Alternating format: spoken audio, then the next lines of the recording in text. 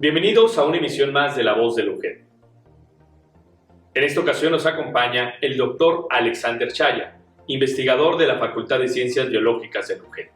Él nos hablará un poco sobre la paleobiología y la neobiología, así como de sus más recientes descubrimientos y descripción de nuevas especies. Conozcamos al doctor Alexander Chaya. Muy buenas tardes, mi nombre es Alexander Chaya, soy catedrático e investigador aquí en la Facultad de Ciencias Biológicas de la UGED en Gómez Palacio. Mis enfoques de investigación son la evolución de moluscos, la taxonomía sistemática de moluscos de agua dulce, tanto gasterópodos como bivalvos. El área de trabajo abarca, por ejemplo, Cuatro Ciénegas, Viesca, algunos lugares en Durango también, Peñón Blanco. Nosotros trabajamos con estos organismos que están en los ríos y en las pozas y humedales que se encuentran aquí, tanto en Durango como en Coahuila. El tema de hoy en La Voz del UGED es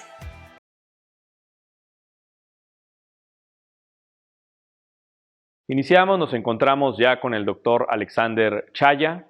Bienvenido, doctor, ¿cómo está? Muy bien, muchas gracias. Bueno, ¿Usted? excelente. Bueno. Yendo directo al tema. Okay. Como lo anticipábamos en la introducción, el doctor Alexander Chaya trabaja con organismos del pasado y también con organismos vivos. Pero hablemos inicialmente de la paleobiología. Este es un término que nos puede remontar al pasado. Pero, ¿a qué se refiere este término, doctor Alexander?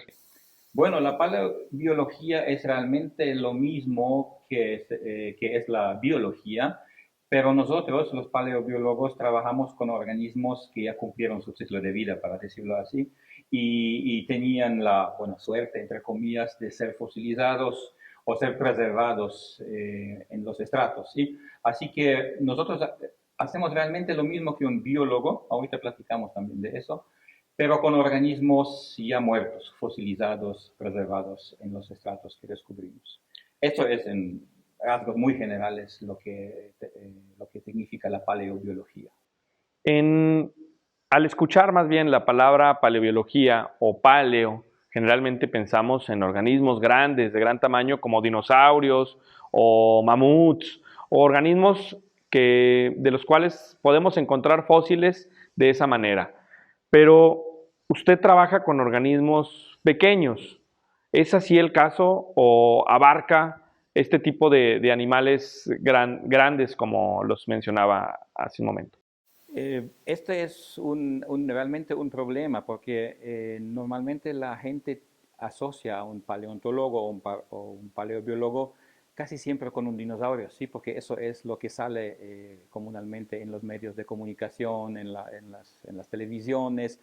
Uno puede pensar que los paleontólogos se dedican nada más a los dinosaurios, pero no es el caso, ¿sí? Igual como hay biólogos que se dedican a invertebrados, a vertebrados, a reptiles, a moluscos, a plantas incluso, ¿sí? A la botánica. Igualmente en la paleobiología existe lo mismo, ¿sí? Pero desgraciadamente nosotros que trabajamos con los así llamados microorganismos o más pequeños, que no son pues, accesibles a veces ni siquiera a nuestros ojos, estamos en la sombra de los que trabajan, de los paleontólogos, paleobiólogos que trabajan con los dinosaurios, porque eso es más espectacular en los museos o en las películas, ¿sí? Pero igual como en la biología, también en la paleontología, paleobiología, hay especializaciones, ¿sí?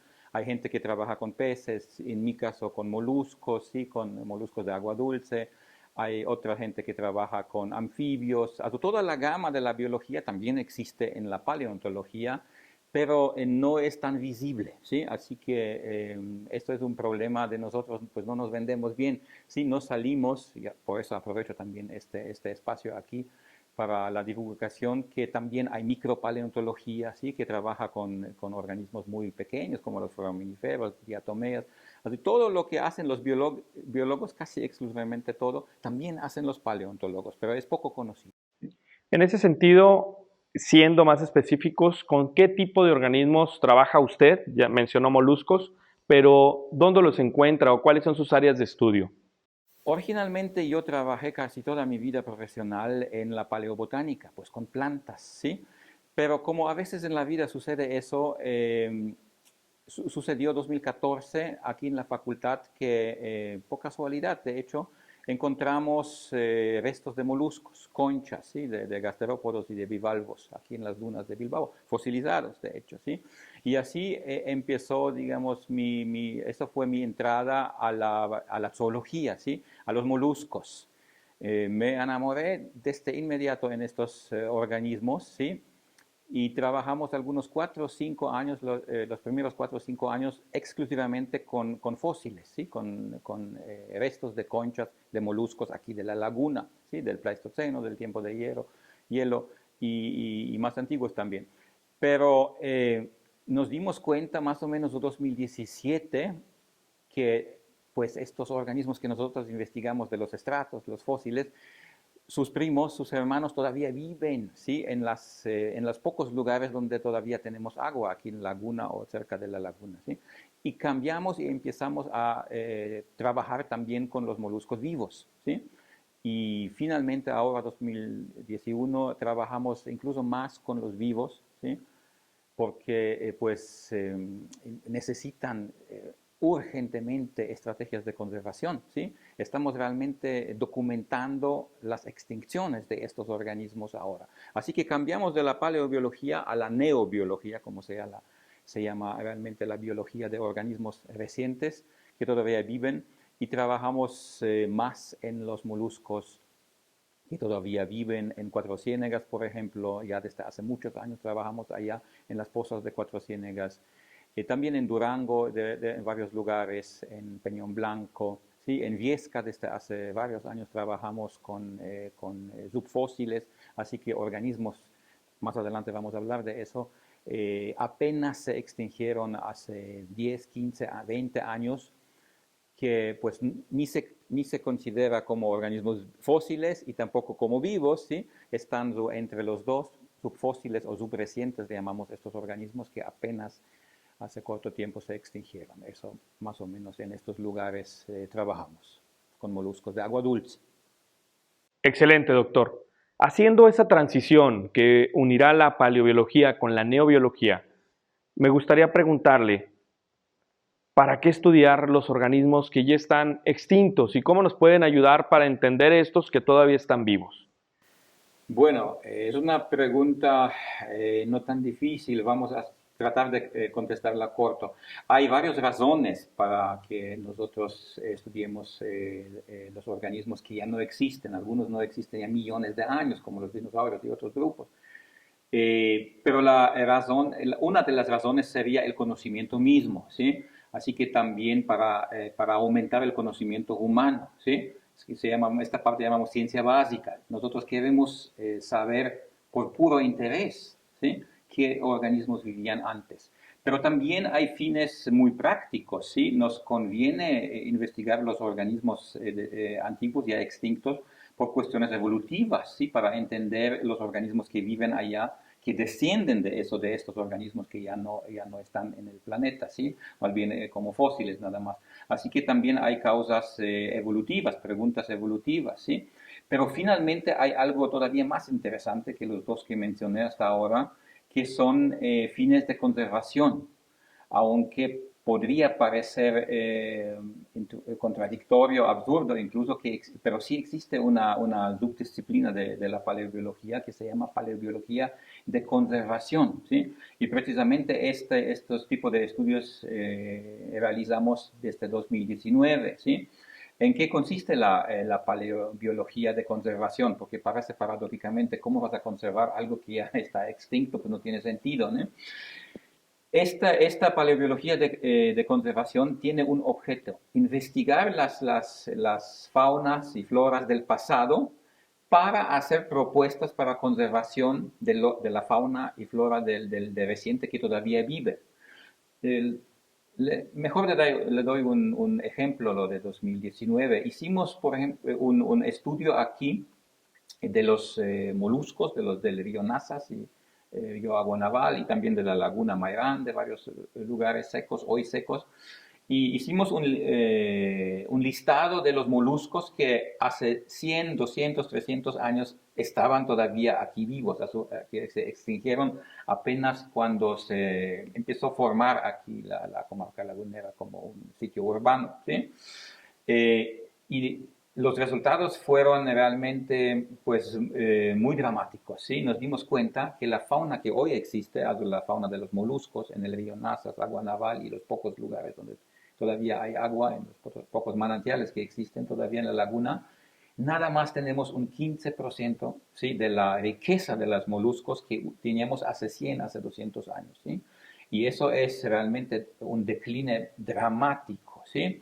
Y nosotros como paleobiólogos podemos investigar cuáles especies se fueron extinguiendo más rápido, o cuáles especies de cuál grupos son más vulnerables. Y esta información les conviene mucho a los, bueno, en este caso somos nosotros mismos, a los biólogos que trabajan con organismos vivos, porque tienen una información cuál grupos se van a extinguir probablemente como primeros. Así que estos grupos precisamente tenemos que atender más porque son más vulnerables, ¿sí? Y así se juntan esta paleobiología con la neobiología, intercambio de información que sirve para conservar bueno, los pocas especies que todavía sobrevivieron esta década del humano, este antropoceno lo llamamos ahora, ¿sí? Para aprovechar esta información en estrategias de conservación. La información que se obtiene de estos grupos también infiere en otros grupos biológicos. En todos, sí, en todos, pero depende del registro fósil, ¿no? Un grupo se preserva bien, hay muchos fósiles, otros grupos, por ejemplo, los marinos, las medusas, por ejemplo, no hay, o casi no hay fósiles de medusas, porque pues obviamente, por razones obvias, no se preservan, ¿sí? Son hechas de agua principalmente. Así que hay grupos que se ofrecen para este tipo de estudio y aquí entran los moluscos como los mejores, de hecho, porque desarrollan una concha que está hecha de un mineral, de la calcita, aragonita, así que se preservan excelente, ¿sí? Así que la información está en la tierra. De otros grupos es un poquito más difícil, pero sí generalmente se puede hacer de todos los grupos este tipo de investigaciones. También de plantas fósiles, ¿no? Que se preservan igual. Aquí me refiero, es decir, la información que se obtiene, por ejemplo, de la existencia de ciertos moluscos, infiere también en el conocimiento que se tiene de la existencia a lo mejor de otras plantas, de la calidad del agua en esos otros tiempos, o de la presencia de árboles o vegetación. Exactamente, entre los fósiles, igual como entre la fauna y flora que vive todavía, hay especies que nos indican ciertas cosas, ¿sí? Indicadores ecológicos lo llamamos. Igual dentro de los subfósiles, algo que se han muerto hace 100 años, 200 años, hay estas especies y nos puede dar y nos da la información para reconstruir no solamente el organismo mismo, ¿sí?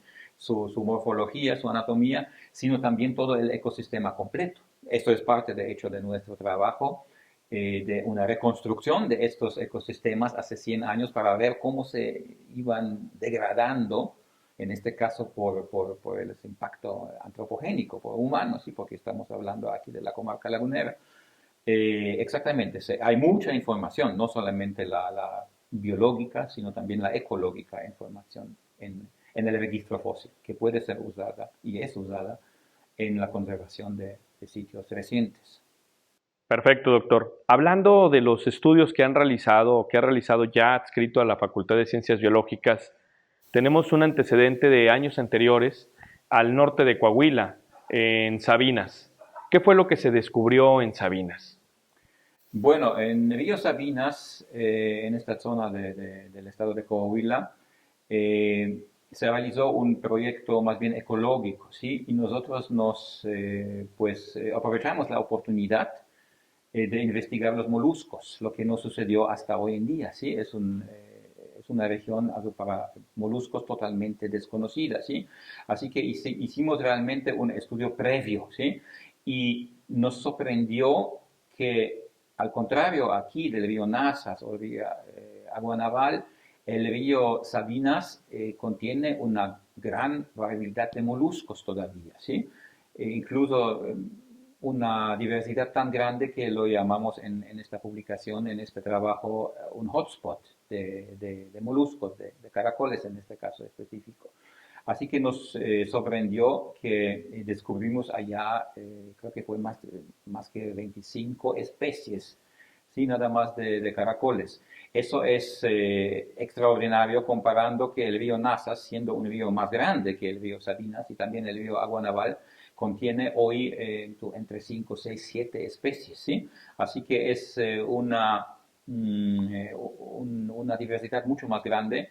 Lo que suponemos tiene que ver con pues que no es el río Sabinas no tiene tantas ciudades, no es una zona agrícola de este tamaño como lo es la laguna, no hubo tanto impacto antropogénico, ¿sí? En esta región, por eso todavía se preservaron tantos moluscos, ¿sí? Incluso un nuevo género que describimos de este lugar, una nueva especie. Así que eso fue realmente que nos agrada, ¿sí? No solamente documentar las extinciones, lo que desgraciadamente hacemos en la mayor parte de nuestro trabajo, sino también descubrir todavía oasis, lugares donde todavía hay hotspots de diversidad de estos organismos tan vulnerables porque pues están obligados a vivir en el agua, no pueden en caso de un impacto pues salir del agua y buscar otro cuerpo de agua. Sí, están muy vulnerables y Sabinas es realmente una zona todavía con una gran diversidad de moluscos. Pero muy probablemente tiene que ver eso que esta cuenca de Don Martín es una de las zonas, si no me equivoco, fue la zona primera en México declarada una zona de conservación, sí, en los años 40 del siglo pasado, así que ya está realmente 70, 80 años bajo protección y eso creo que sí le sirvió bien a este ecosistema que fue declarada como una zona de protección. Entonces, en este caso, la presencia de estos moluscos son bioindicadores del estado del ecosistema en esta zona y contrastado a lo mejor con la zona de la región Laguna, la ausencia de estos Sí. moluscos refleja también la presencia de un mayor impacto ambiental. Exactamente, esos son no todos los moluscos, a ver, algunas especies, estos precisamente indicadoras ecológicas, nos indican que el sistema como tal todavía está intacto, no está tan impactado, ¿no? Esto también pues tiene como resultado que también hay peces, ¿sí? O otros compañeros aquí, colegas, investigaron los peces, donde también los resultados son realmente muy agradables para nosotros biólogos que estamos acostumbrados pues de hablar de muchos impactos. Sí, los moluscos, muchos moluscos indican condiciones, el estado de conservación de una región, de un hábitat, en este caso acuático. Pero también hay, bueno, no todo es tan rosa como lo pinto ahora, también hay problemas, sí, también hay impacto, aunque mucho menor que aquí en la Lagunera, en el centro industrial de México. Allá también hay impacto por la agricultura, por la minería también. Tenemos minas de carbón allá en esta región Musquis. Y también batallamos mucho con las especies invasoras, de hecho también moluscos, ¿sí? No estamos felices de la presencia de todos los moluscos porque hay moluscos que llamamos invasoras, ¿sí? Especies invasoras que causan un gran impacto en las comunidades de moluscos nativos, ¿sí? Así que la situación es mucho mejor que en la laguna, pero tampoco es preocupante por este impacto antropogénico creciente, por la calidad del agua y también por las especies invasoras, tanto de bivalvos como de caracoles, de moluscos, de gasterópodos. Muy bien, doctor, eso es respecto a organismos vivos. Pero recientemente acaban de realizar una publicación acerca de la presencia de un molusco o de un caracol en la zona de Viesca. ¿Existe todavía o existió o es una especie recién extinta o de qué trata este último estudio? Es difícil, se trata de la descripción de un caracol subterráneo, ¿sí? De tamaño de un poquito más que 2 milímetros, no centímetros, milímetros, organismos muy pequeños que no viven en la superficie, en el cuerpo de agua, sino viven en los mantos freáticos, ¿sí? Y ese es, como nos podemos imaginar, un lugar difícil de acceder, ¿sí? Realmente no sabemos nada de la ecología, de esta autoecología de estos organismos, porque pues no es accesible para nosotros, ni siquiera para una cámara, ¿sí? viven en profundidades en los mantos freáticos, ¿sí? 1 o 2 metros hasta más. Así que la única opción obtener información de estos organismos es cuando salen de la cueva, por ejemplo, con el agua y los descubrimos en la superficie o en el agua, en las aguas no subterráneas, ¿sí? Nosotros describimos un nuevo género, ¿sí? Incluso este hallazgo fue importante porque salió que no es solamente una nueva especie, sino que este caracol parece a un nuevo género que llamamos freato viesca, ¿sí? Para indicar que viene de Viesca y también de freato, de mantos freáticos de la región de la ciudad de Viesca. Lo describimos como un organismo vivo, ¿sí? Aunque es muy probable que ya está extinto, ¿sí? Eso es, digamos, muy común, ¿sí? Describir organismos cuando uno lo descubre. No estamos seguros realmente que está pues extinto, ¿sí? Por eso lo describimos como un organismo vivo. Tenemos todavía una esperanza que sobrevivió, ¿sí? En los acuíferos abajo de Viesca o en otros lugares vecinos, ¿sí? Las reglas de la conservación pues también indican que debe pasar un tiempo de 30, 40, hasta 50 años hasta que se puede declarar una especie como realmente extinta, ¿no? Porque a veces en el pasado declaramos especies extintas y después fueron descubiertas otra vez, ¿sí? Porque no los vimos en la investigación. Así que desgraciadamente, muy probable esta especie es extinta, pero pues es considerada como especie viva todavía, hasta que no pasan estos 30, 40 años de no hallazgos de ejemplares vivos. En este sentido, ¿cómo realizan ese descubrimiento, doctor?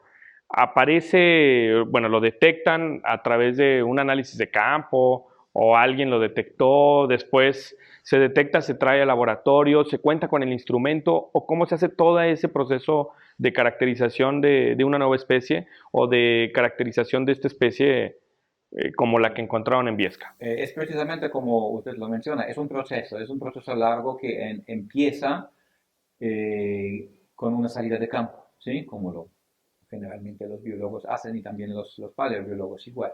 Empieza con salida de campo, ¿sí? Nosotros desde 2015 salimos a la región de Viesca porque desde el punto de vista paleontológico es una región muy interesante.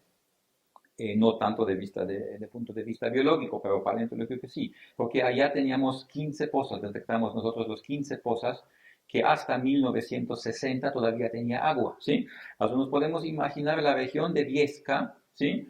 Como algo muy parecido como lo es hoy Cuatro Ciénegas, con la única diferencia que Viesca ya se secó, precisamente en el siglo pasado, apenas hace algunos 60 años, ¿sí? Y nosotros investigamos ya desde hace mucho tiempo estos restos de los organismos que vivían en estas pozas, ¿sí? Y en esta ocasión, hace un año y medio, detectamos conchas muy pequeñas, más o menos 2 milímetros de tamaño, que tienen ciertas características que nos indican que se trata de especies subterráneas, ¿sí? Que viven en estos, en tipo como cuevas, ¿sí? En donde pues hay poca alimentación, tipos intersticiales, ellos llaman, en los sedimentos abajo del nivel del agua, o incluso en los mantos freáticos todavía más abajo de la fosa o del río, ¿sí? Y esto precisamente fue el nuevo género que descubrimos, ¿sí? No teníamos ninguna duda que se trata de un organismo subterráneo, ¿sí? Porque tiene ciertas características típicas para estos caracoles que los que viven en el agua, en la superficie, no los tienen, ¿sí? Así que estuvimos muy seguros que es una especie de cuevas o de mantos freáticos, ¿sí? A veces con el agua mismo, estos organismos, cuando ya se mueven, son arrastrados y los encontramos en la superficie, cerca de la fosa o en los sedimentos que salen de la cueva, ¿no? Así se los encuentra, porque el acceso directo es muy difícil. Sí hay gente que entra en cuevas y busca allá estos organismos, pero normalmente son inaccesibles estos organismos. Nosotros detectamos que hay vida también abajo cuando el agua misma lo transporta a la superficie, ¿sí? Bueno, estamos desde el inicio convencidos que se trata de una nueva especie, sí, pero bueno, tenemos ya también una colaboración con investigadores en Estados Unidos, en Alabama, en la Universidad de allá de Alabama, y decidimos describir este hallazgo conjunto, ¿sí? Entre la Universidad Juárez, la Facultad de Biología, la UAC también, que trabajó con nosotros, y esta Universidad de Alabama, de Estados Unidos.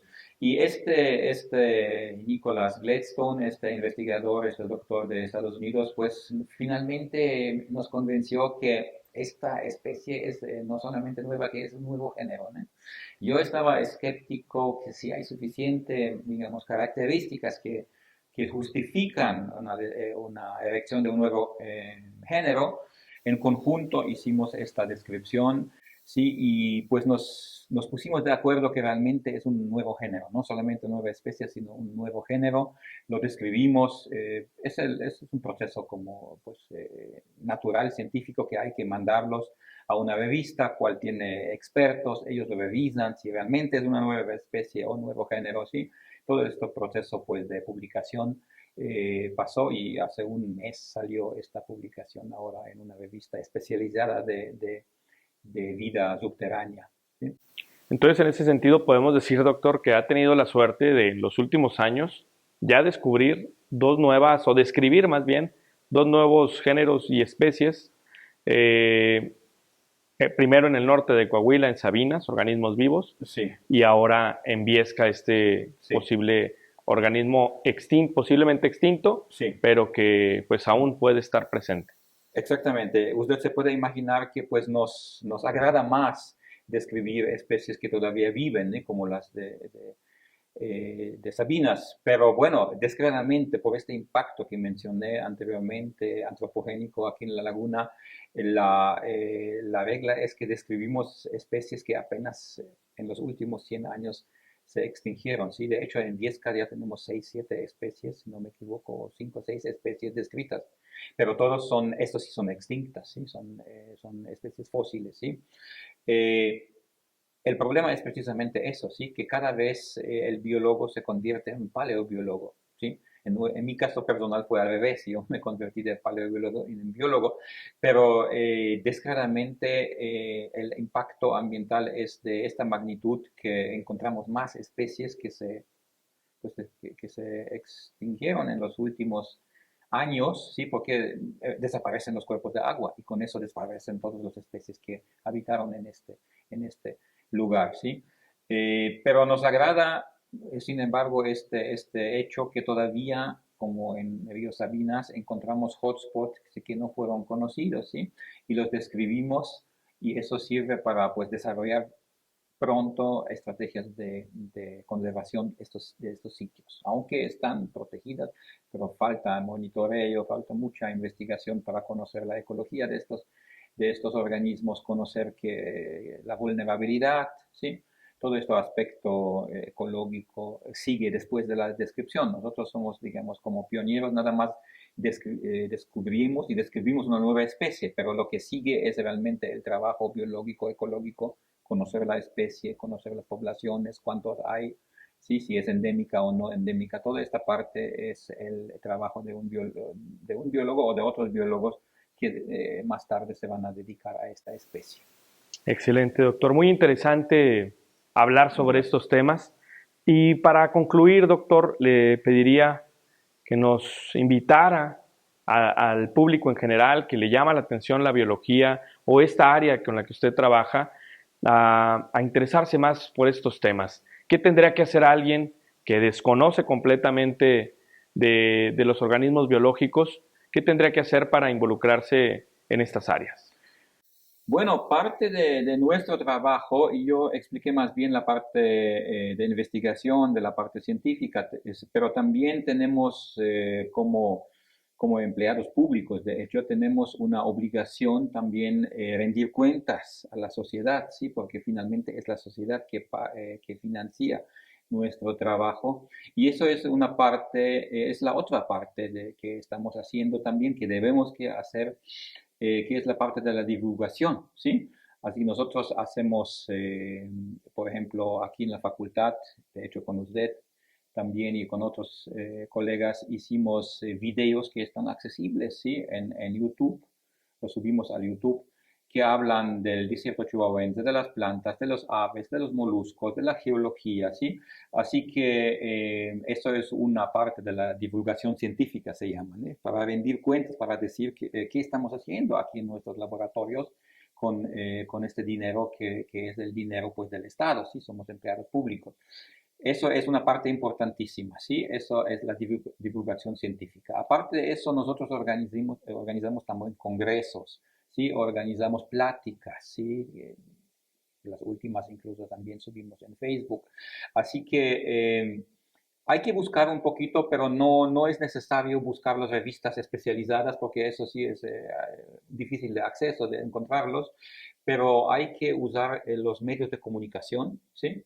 Como Facebook, como YouTube, y allá hay una gran parte de esta información que estamos hablando de estos temas y también de otros grupos de reptiles, de mamíferos que trabajamos aquí, los colegas en la facultad. Sí, yo creo que pues hay que visitar también a veces las conferencias. Ahora pues no hicimos muchas por la pandemia, pero antes de la pandemia también hacemos conferencias abiertas al público en general. Y aparte de eso, pues si es posible, pues cada uno puede salir y apreciarlos, ¿sí? No siempre es necesario investigarlos, también lo podemos nada más apreciar, la naturaleza, las plantas, los animales, sin afectarlos, ¿sí? Las zonas de protección están abiertas, ¿sí? El cañón de Fernández está abierto, bueno, estaba cerrado temporalmente por el mal comportamiento de algunos de nosotros, pero también la parte de salir, conocerla, ya es importante también. Y después da apetito a más. Y después se pueden meter en los grupos particulares que a cada uno le interesa, sean plantas o animales. Le agradecemos entonces, doctor, y recordamos a nuestro auditorio de La Voz del UGED. Si usted quiere conocer más acerca de estos temas, puede acercarse a la Facultad de Ciencias Biológicas, a sus redes sociales. Y si quiere conocer más de su región, le invitamos a salir y conocer las áreas naturales que tenemos a nuestro alrededor. Esto ha sido todo el día de hoy en La Voz del UGED. Muchas gracias, doctor. Muchas gracias. Antes de terminar, revisa la siguiente opción de posgrado. Doctorado en Ciencias en Biodiversidad y Ecología. El último reporte del Planeta Vivo sugiere que las especies que han sido monitoreadas durante las últimas 5 décadas continúan en declive y con pocos cambios favorables. El 68% de las poblaciones de especies silvestres ha caído a nivel mundial. Por ello, el programa de doctorado en Ciencias en Biodiversidad y Ecología permite desarrollar habilidades y competencias en el ámbito científico para que se convierta el egresado en un investigador de alto desempeño. Este programa se encuentra reconocido por el Consejo Nacional de Ciencia y Tecnología a través del Programa Nacional de Posgrados de Calidad, por lo cual, al ingresar, se puede recibir una beca de manutención durante todo el programa. La estructura curricular es 100% escolarizada y la duración del programa es de 4 años, y su organización en tiempo es semestral. La inscripción al programa es anual y el ingreso en el semestre B. El programa de doctorado en Ciencias en Biodiversidad y Ecología constituye una formación de posgrado avanzado que consolida un fuerte contenido teórico práctico, orientado a la investigación de alto nivel y a los desarrollos metodológicos que en ella se derivan, en el área de conservación del patrimonio natural y de la gestión de los ecosistemas naturales prioritarios para la sociedad, actualmente considerados recursos estratégicos para el país.